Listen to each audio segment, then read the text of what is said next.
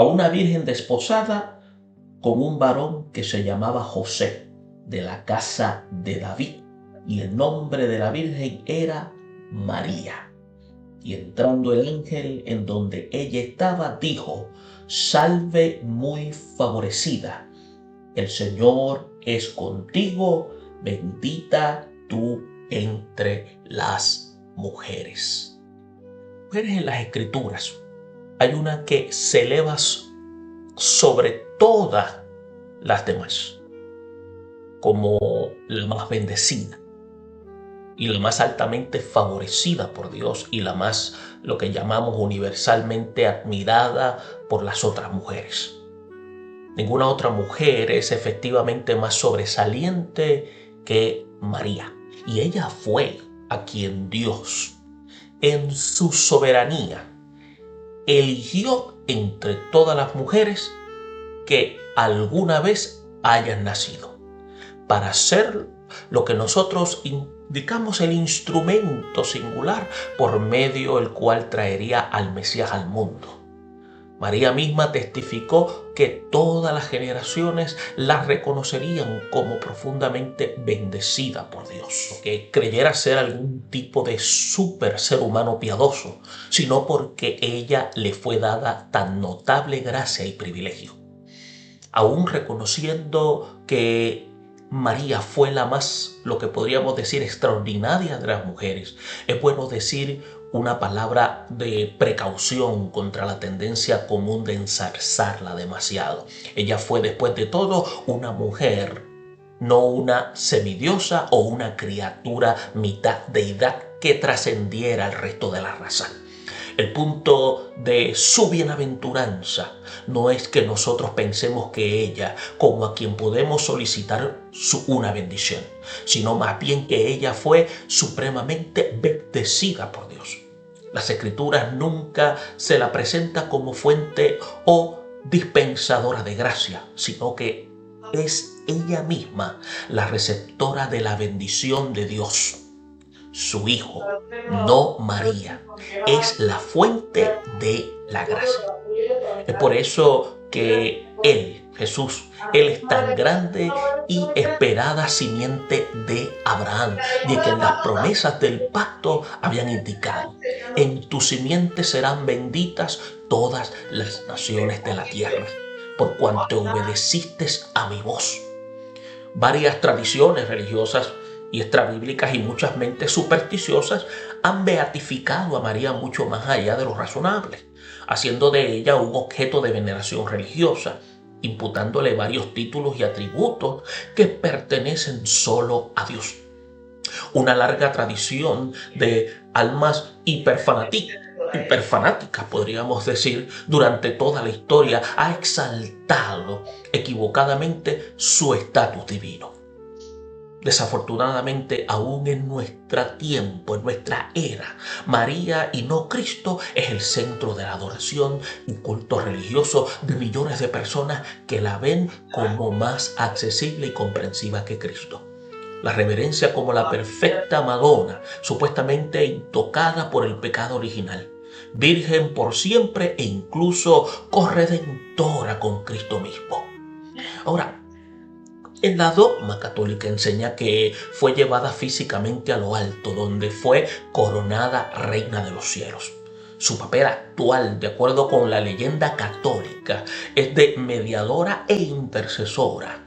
Por lo tanto, las multitudes dirigen a ella o se dirigen a ella en sus oraciones en lugar de hacerlo a Dios, como si María fuera omnipresente y omnisciente.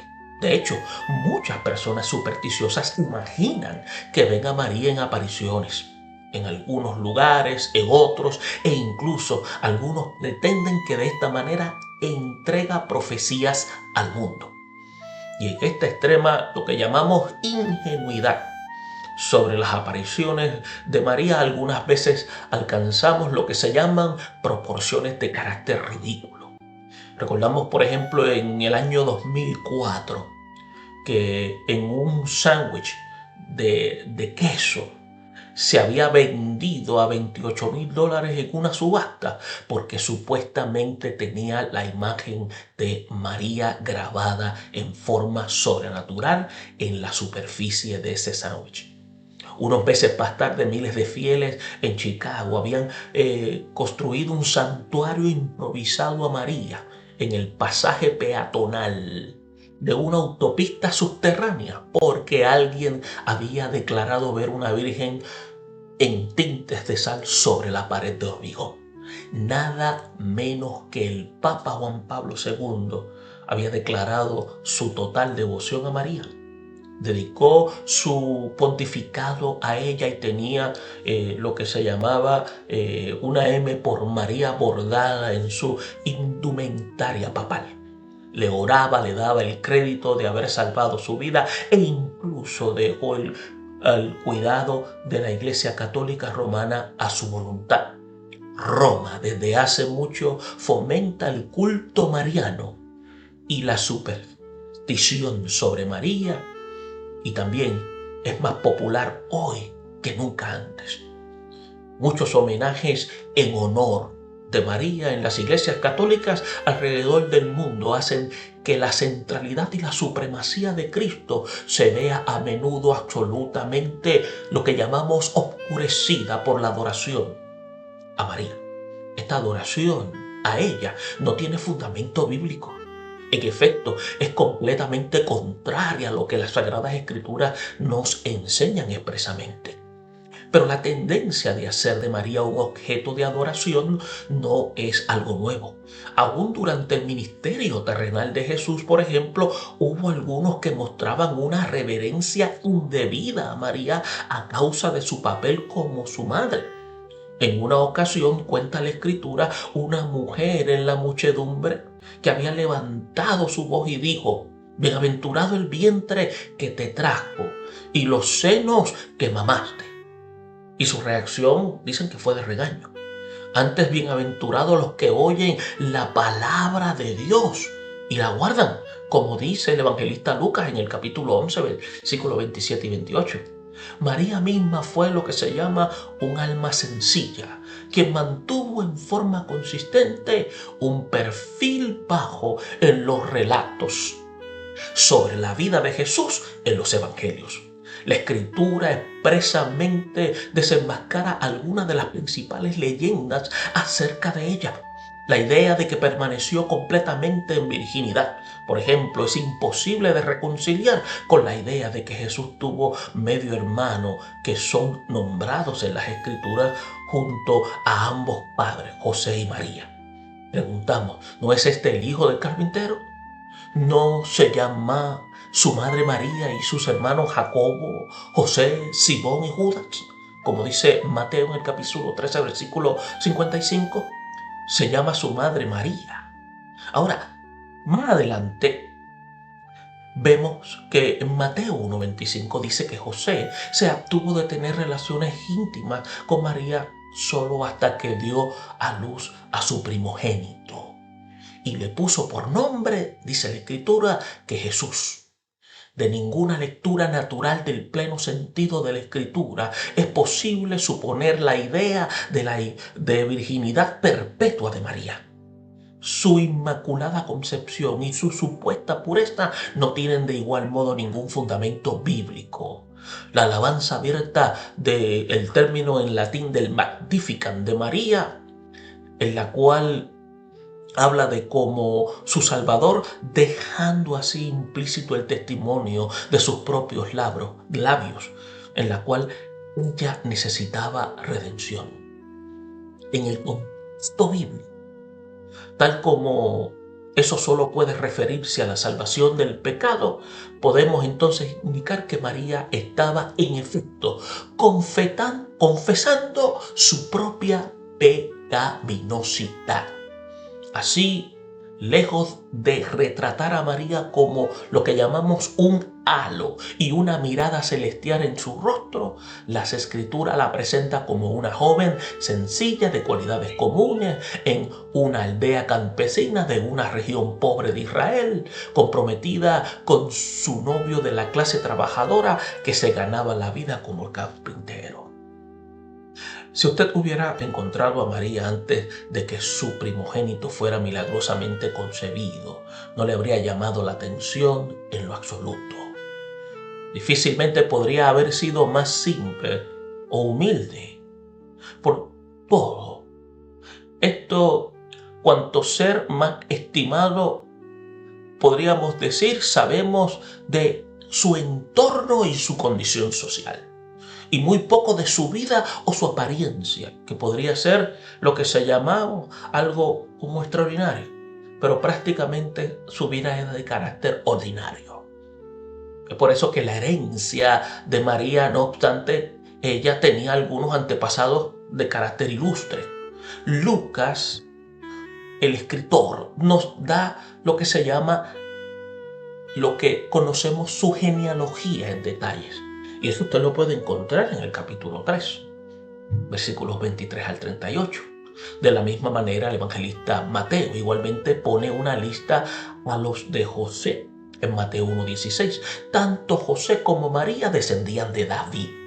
Por tanto, compartían con David la misma genealogía. La rama de María del árbol de la familia de David se puede trazar a través del hijo de David llamado Natán, mientras que de la rama de José es la línea real a través de Salomón. Y a la luz de esto, Cristo heredó el trono de David por medio de su padre. Era su derecho como hijo primogénito. Y la relación consanguínea con David, sin embargo, vino a través de María, quien desciende de otra irrelevante rama de la familia de David. Recordemos que Mateo incluye a varias mujeres en la genealogía de Cristo, puesto que todas vivieron entre Abraham y David, y todas son ancestros de José y María, incluyendo a Rahab y a Ruth. Y por supuesto a Sara, aunque no aparece nombrada en las genealogías del Nuevo Testamento, que fue la esposa de Abraham y la madre de Isaac, y Eva, madre de todos los vivientes.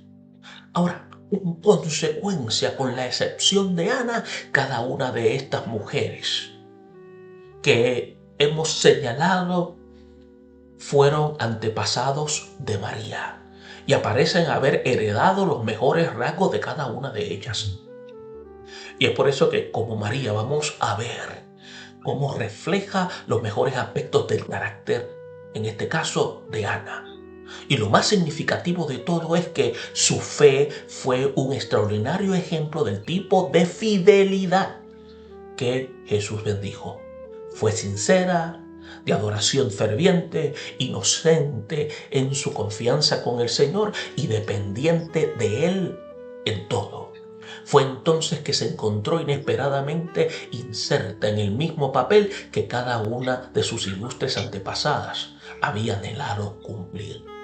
Ella llegaría a ser la madre del Redentor prometido.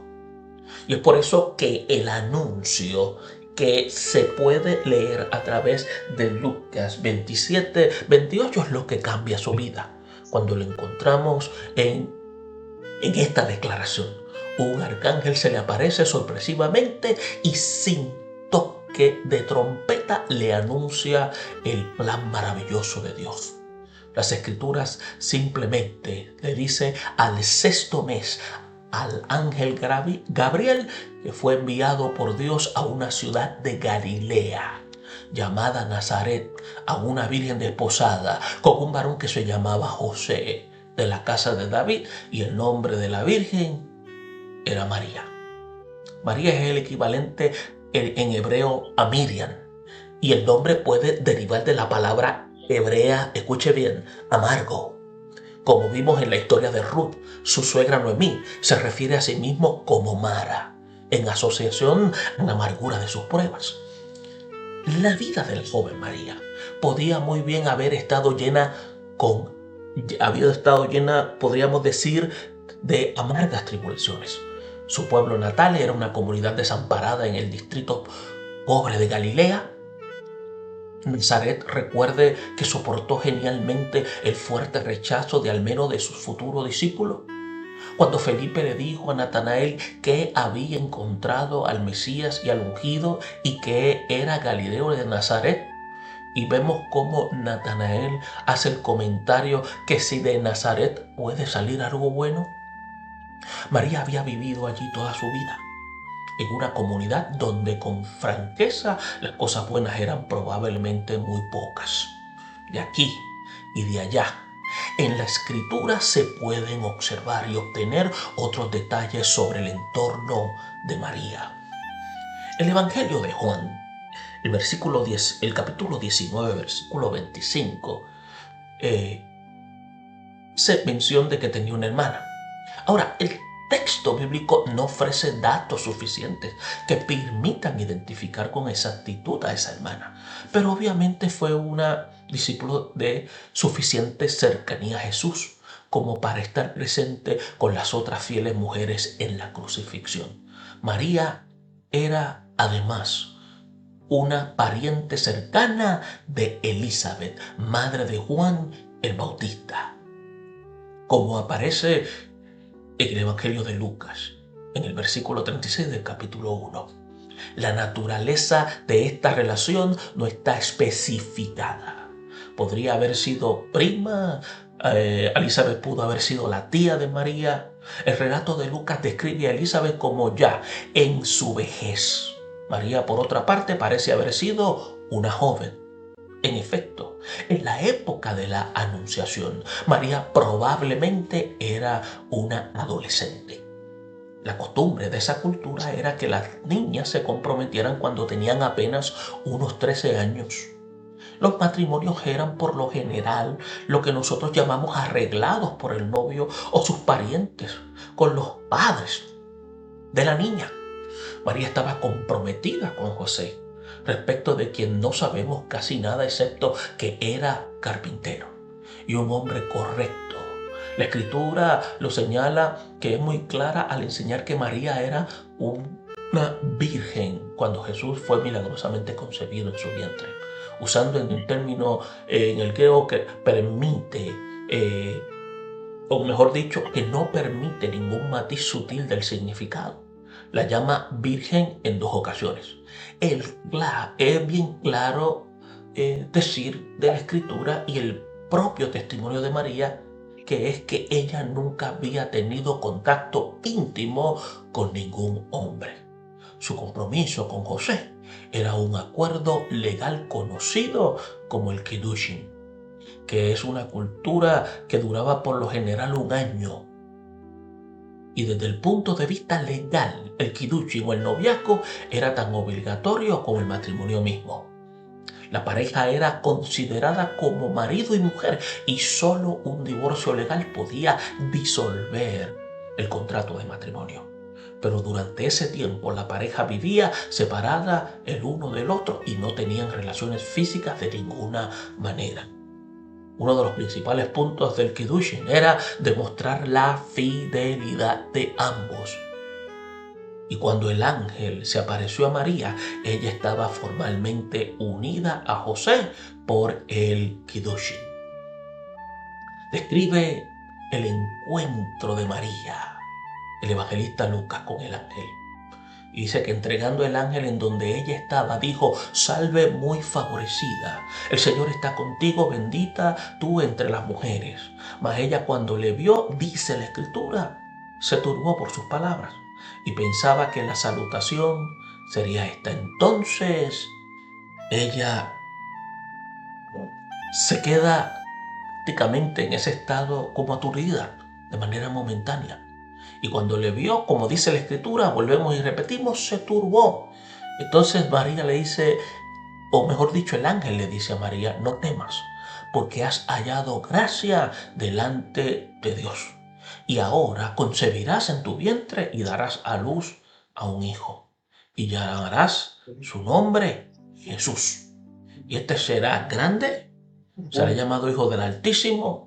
Y el Señor Dios le dará el trono de David, su padre, y reinará sobre la casa de Jacob para siempre, y su reino no tendrá fin. Entonces María le dijo al ángel: ¿y cómo será esto? Pues no conozco varón. Respondiendo el ángel, podemos encontrar que dice: el Espíritu Santo vendrá sobre ti y el poder del Altísimo te ha de cubrir con su sombra, por lo cual también el santo ser que nacerá será llamado Hijo de Dios. Entonces, retrocediendo hasta el tiempo de Eva, hemos visto a través de todo esto como en las Escrituras numerosas mujeres piadosas de los ancestros de María habían atesorado la esperanza de ser aquella por medio de la cual llegaría el Redentor. Pero el privilegio lo tuvo María a un alto costo, porque le trajo el estigma de un embarazo sin estar casada. Y a pesar de que había permanecido total y completamente casta, el mundo estaba obligado a pensar lo contrario. Incluso José asumió lo peor. Y podemos imaginar cómo sangraba el corazón de José cuando oyó que estaba embarazada. Y él sabía que no era el padre. Su plan fue dejarla de forma secreta. Era un hombre recto. Él amaba a Dios y la amaba a ella. Y de modo que la Escritura indica que no deseaba hacer público esta situación, este escarnio supuestamente de ella. Pero al comienzo se sintió tan conturbado con la noticia del embarazo que no vio otra opción que el divorcio. Entonces un ángel se le apareció en sueño y le reconfortó: José, hijo de David, no temas recibir a María, tu mujer, porque lo que en ella es engendrado del Espíritu Santo es. Y dará a luz un hijo y llamará su nombre Jesús, porque él salvará a su pueblo de sus pecados. Interesante la intervención de parte de Dios a través de esta experiencia que tiene José.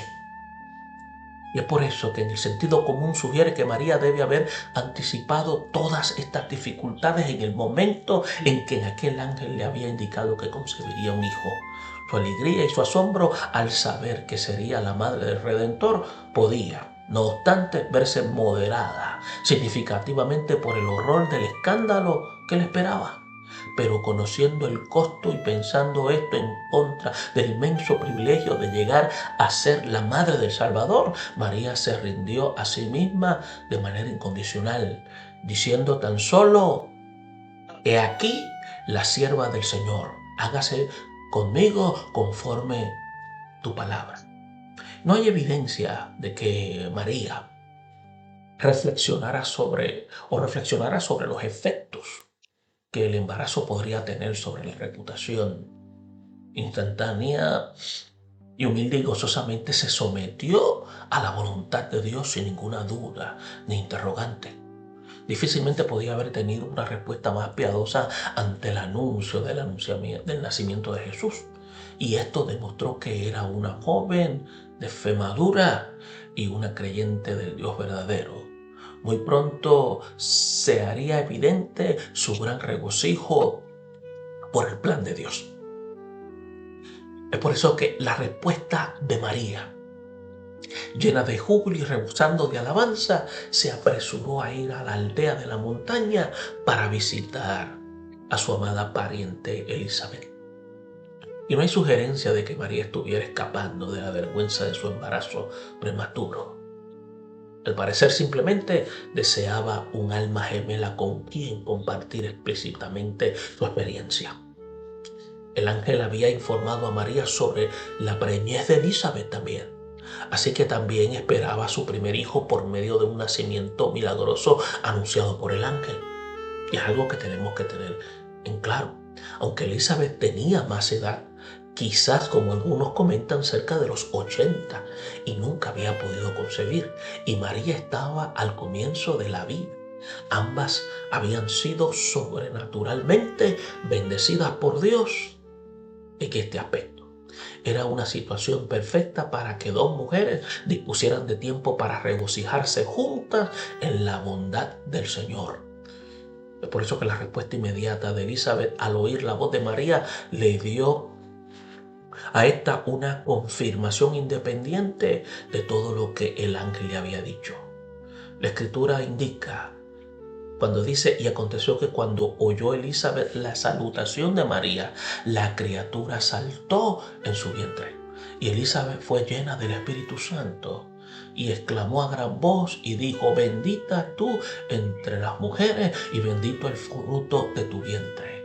¿Por qué se me concede esto a mí? Que la madre de mi Señor venga a mí. ¿Por qué tan pronto como llegó la voz de tu salutación a mis oídos, la criatura saltó de alegría en mi vientre? Bienaventurada la que creyó, porque se cumplirá lo que le fue dicho de parte del Señor. Eso es lo que declara Lucas en su escrito. El mensaje de Elizabeth fue uno de carácter profético y María lo comprendió de manera inmediata. Ella había, podríamos decir, conocido el mensaje en este momento por el ángel sobre el embarazo de Elizabeth, y nada indicaba que le haya enviado la noticia de su propia circunstancia a Elizabeth. En realidad, su llegada repentina tenía todo el sello de una sorpresa para su pariente. El conocimiento de Elizabeth sobre el embarazo de María, por tanto, provino de una revelación que pronunció en cuanto repentinamente, llena del Espíritu Santo, María replicó a su vez con palabras proféticas. Lo que dijo se conoce en el término latín como el Magnificat, que es una expresión en la cual quiere decir un estallido de alabanza. Y esto es una realidad en un himno acerca de la encarnación. Sin duda es una canción de gozo indescriptible y el salmo más imponente de adoración del Nuevo Testamento.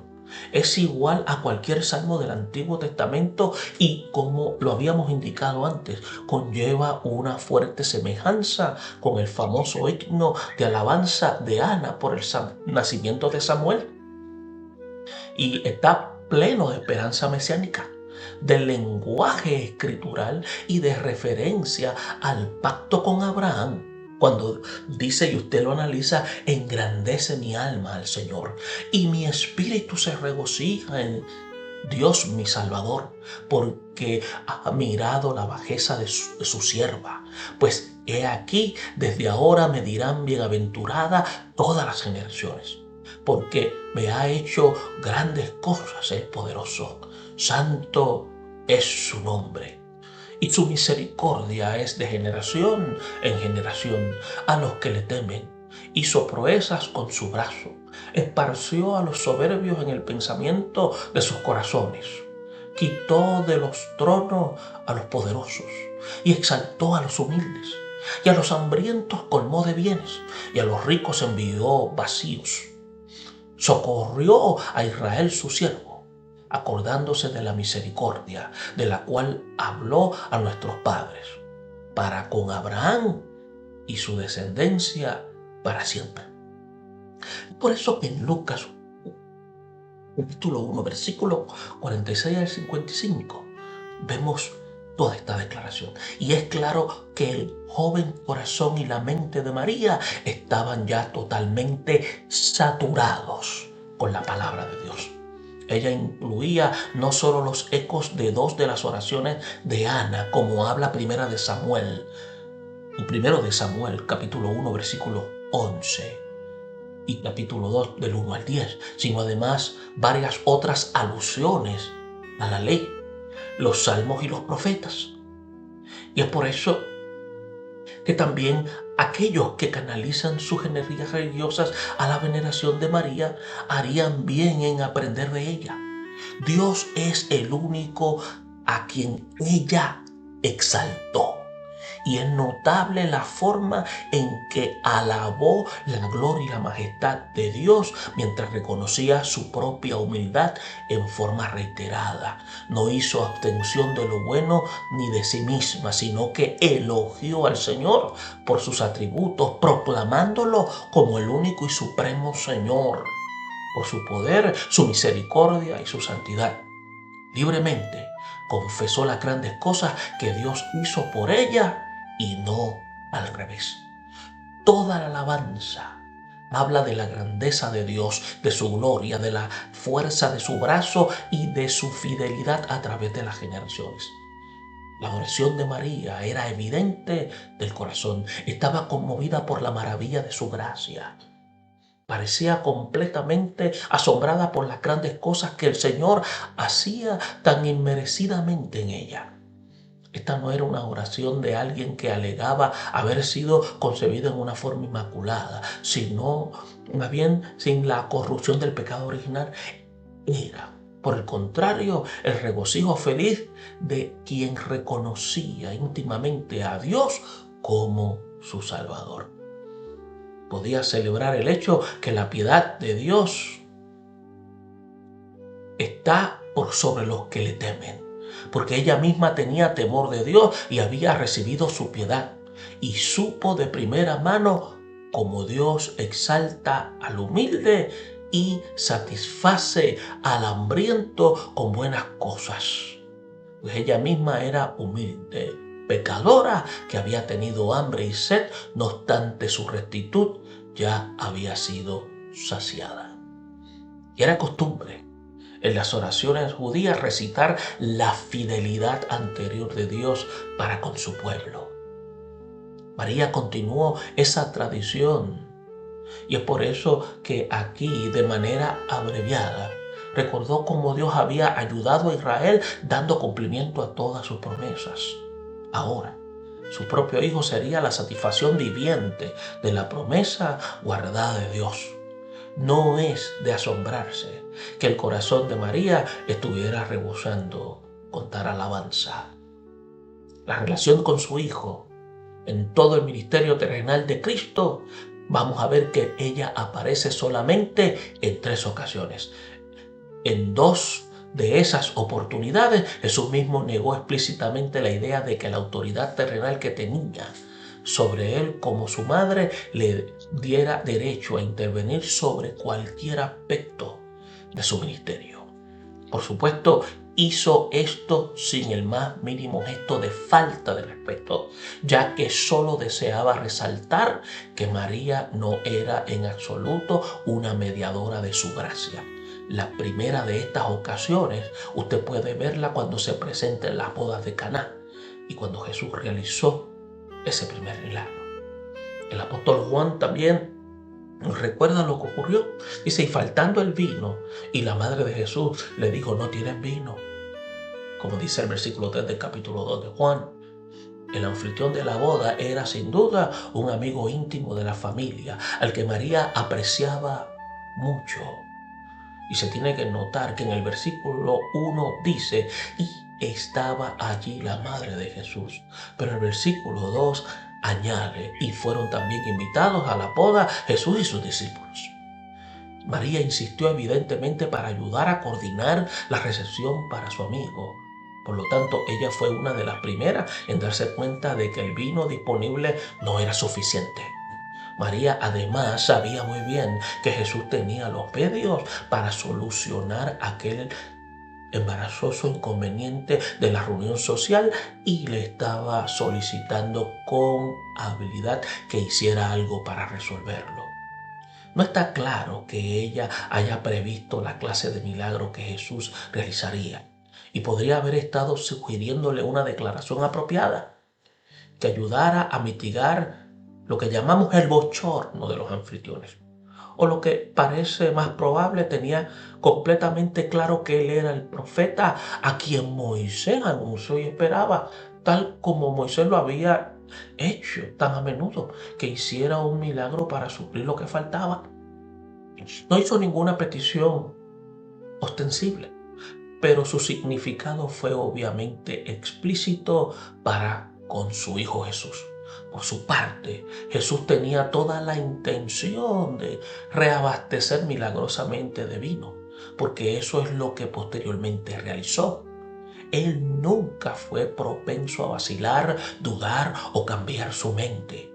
El hecho de que él finalmente realizara el milagro era prueba de que planeó hacerlo.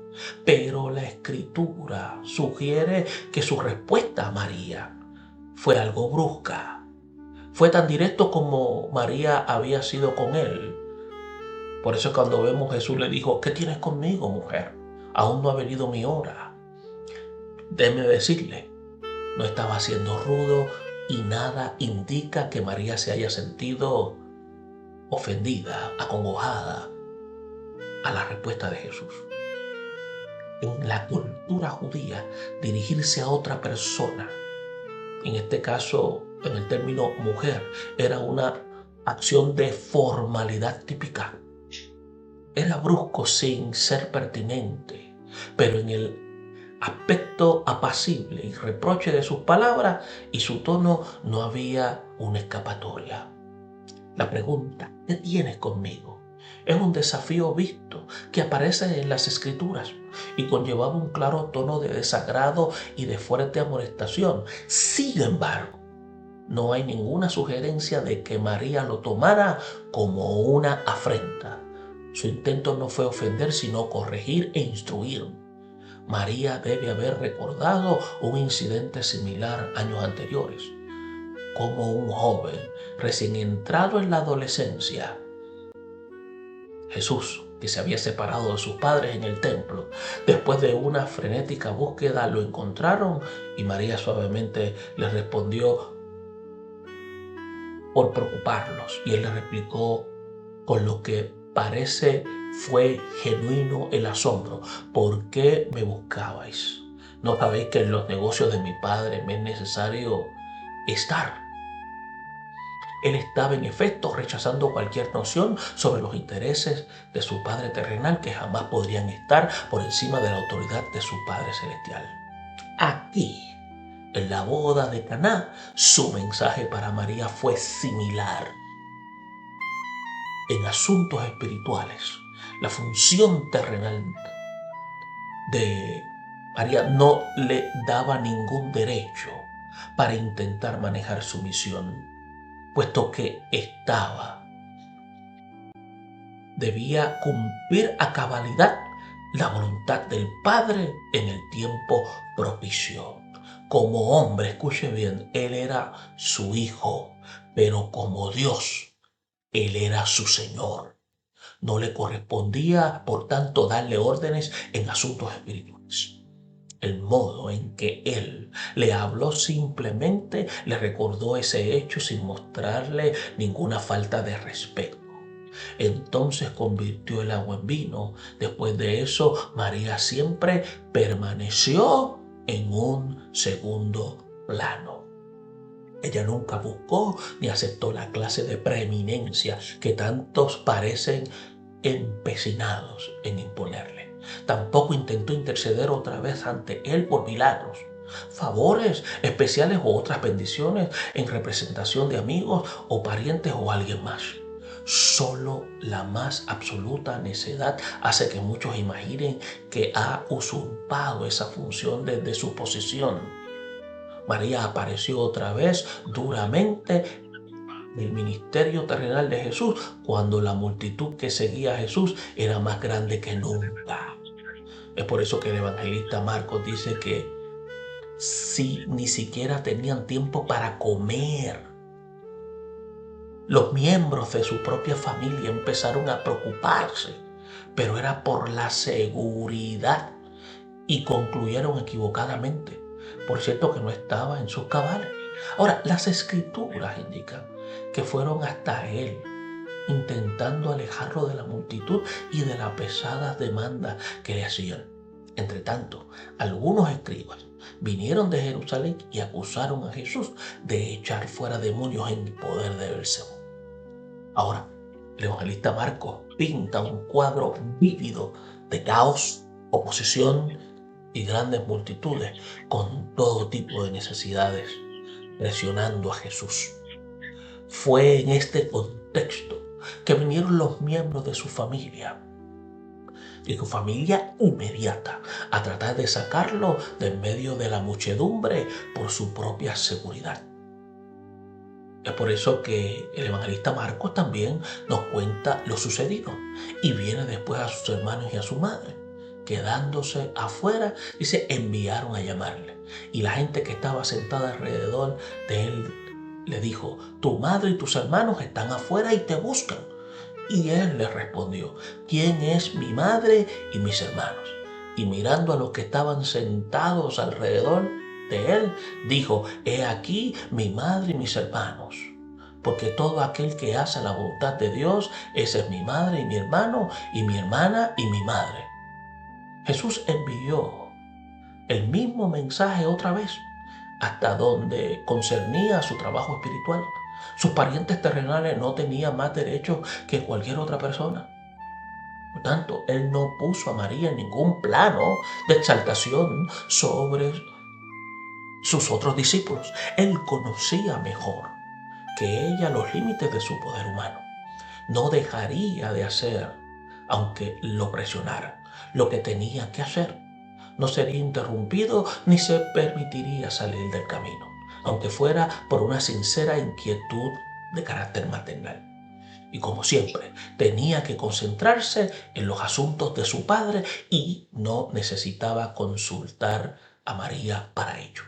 Y una vez más, vemos a María aprendiendo a someterse a Jesús como su Señor, entiéndase, su Señor, y más bien tratando de controlarlo como su madre. Ella se convirtió en su fiel discípulo. Parece haber asumido la realidad en el sentido que Jesús tenía trabajo por hacer y ella no podía dirigirlo. Al final, lo siguió duramente todo el camino hasta la cruz y esa oscura tarde en que murió. Estaba ella parada junto a un grupo de mujeres, observando en medio del dolor y el horror. La crucifixión fue la tercera y última parte en que María aparece al lado de Jesús durante los años de su ministerio público. La espada que atravesó su corazón. Es probable que María haya tenido siempre la sospecha de que ese día iba a llegar. Y seguramente había oído a Jesús hablar sobre su propia muerte. En efecto, la nube de esta inevitable realidad había pendido sobre la mente de María desde la infancia de Jesús. Esta era sin duda una de las cosas que ella guardaba y sobre las que reflexionaba en su corazón. El Evangelio de Lucas cuenta cómo la primera señal de su impensada tragedia penetró en la conciencia de María. Cuando Jesús era un niño, recién nacido, sus padres terrenales, dice la Escritura, lo llevaron al templo para dedicarlo al Señor en conformidad con las instrucciones que dice Éxodo 13:2. Conságrame todo primogénito. Cualquiera que abre matriz entre los hijos de Israel hacia los hombres como la de los animales, Dios dice, mío es. José y María vinieron con un sacrificio de 2 tórtolas, que era lo que la ley describía para las personas muy pobres que no podían ofrecer un cordero. Ese día, la pequeña familia de Nazaret encontró a 2 siervos de Dios de edad avanzada, Simeón y Ana. Simeón era un anciano que la Escritura describe como justo y piadoso, que esperaba la consolación de Israel. El Espíritu de Dios le había revelado que él tendría el privilegio de ver al Mesías antes de morir. El día en que José y María presentaron a Jesús en el templo, el Espíritu Santo permitió que también Simeón estuviera allí. Tan pronto como Simeón vio a Jesús, supo que era el ungido. La Escritura indica que él tomó a Jesús en sus brazos y pronunció una profecía. Entonces, volviéndose a María, le dijo: he aquí, este es puesto para caída y para levantamiento de muchos en Israel y para señal que será contradicha, para que sean revelados los pensamientos de muchos corazones. Es probable que en el proceso de escribir su evangelio, el evangelista Lucas haya visto detalles acerca del nacimiento de Jesús y de la vida de María. porque él indica que tenía acceso a los testimonios de muchos testigos oculares, puesto que incluye varios detalles que solo María puede haber conocido. Podemos estar casi seguros que María misma fue una de las fuentes primarias. La inclusión de varios hechos de la infancia de Jesús es una de las que sugiere este caso, por la cual Lucas lo expone en su evangelio. El propio testimonio de María como testigo debe haber sido la fuente para el relato de la profecía de Simeón, porque ¿quién sino ella puede haber conocido el relato? Este evento en la cual ella pudo presenciar. Al parecer, la crítica profética del anciano nunca abandonó su mente. Años más tarde, cuando María estaba de pie observando cómo un soldado atravesaba el costado de Jesús, debe haber sentido, por cierto, que una espada atravesaba su propia alma. En ese momento debe haber recordado la profecía de Simeón y entendido con toda su fuerza su verdadero significado. Mientras María observaba quietamente morir a su hijo, otros le gritaban burlas perversas, insultos. Su percepción de la injusticia que le hacían debe haber sido profunda. Después de todo, nadie comprendía mejor que María la total perfección inmaculada de Jesús. Lo habían amamantado cuando era un niño y lo habían cuidado a través de toda su infancia. Nadie podía amarlo más de lo que ella lo amaba. Todos esos hechos solamente aumentaban el agudo dolor que sentiría cualquier madre ante una horrible visión. El dolor, la angustia de María eran inimaginables. Ella permaneció de pie, estoica, silenciosamente, cuando muchas mujeres habrían huido en medio del horror, habrían gritado, se habían retorcido en medio del pánico o simplemente habían colapsado ante una agonía abrumadora. María, evidentemente, una mujer de gracia y digna de valor, comprendía que su presencia constante al lado de Jesús era el único tipo de apoyo que podía darle en ese momento tan difícil. Pero incluso eso era simplemente una función pública de apoyo. El sufrimiento personal de María no representa ningún tipo de participación en el trabajo de expiación de Cristo. Su dolor no añadió méritos al sufrimiento de Jesús por la culpabilidad de otros. Jesús estaba cargando los pecados del mundo. No podía ayudarlo con eso. Ni él necesitaba la ayuda de María como corredentora ni como mediador, porque hay un solo mediador entre Dios y los hombres, Jesucristo hombre. María misma no trató de intervenir en ese oficio. Es una afrenta que mucha gente pretenda ponerla en ese papel. Tantas personas insisten en tratar de que esté ahí. En realidad, en las postreras horas de la vida de Jesús, fue él, entiéndase Jesús, quien la ayudó. Ya en el trance final de la muerte, él divisó a María de pie de las cercanías junto a un grupo de mujeres y a Juan, el discípulo amado. En ese momento Jesús reconoció su relación humana con María. Y en el relato de su propio evangelio, el mismo evangelista describe lo que sucedió cuando vio Jesús a su madre y al discípulo a quien amaba, que estaba presente. Dijo: mujer, he ahí tu hijo.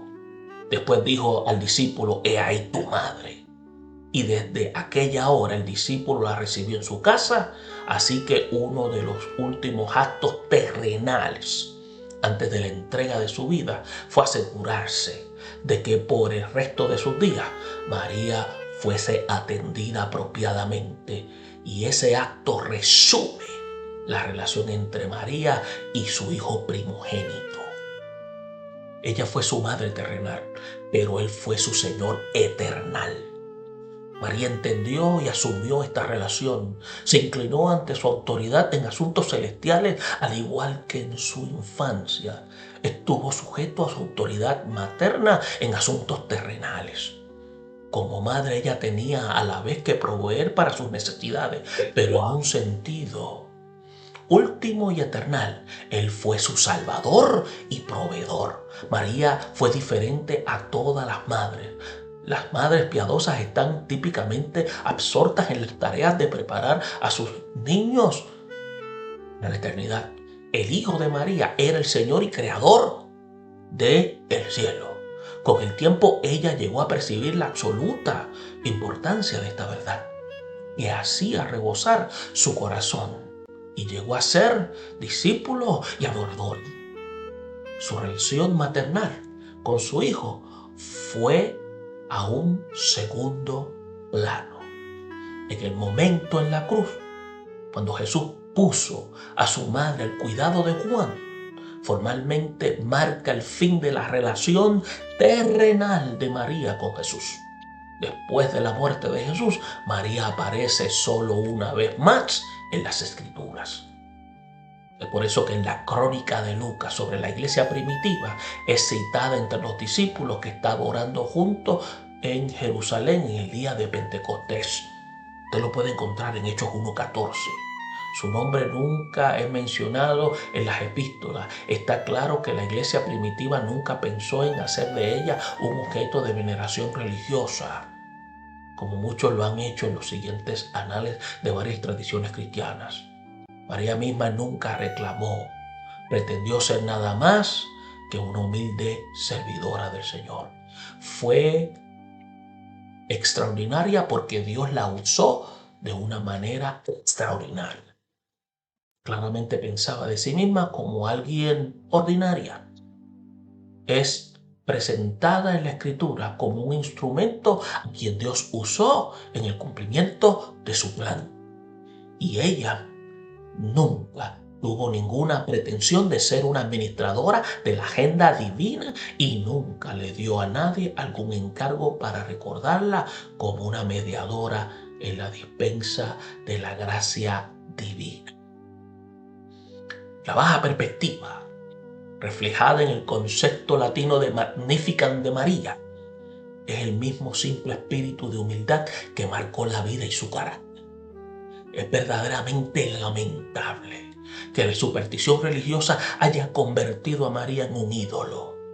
Por cierto, es una digna mujer virtuosa a quien deberíamos imitar, pero María misma se horrorizaría sin duda al pensar que alguien le rogara, venerara o le encendiera velas como homenaje a ella.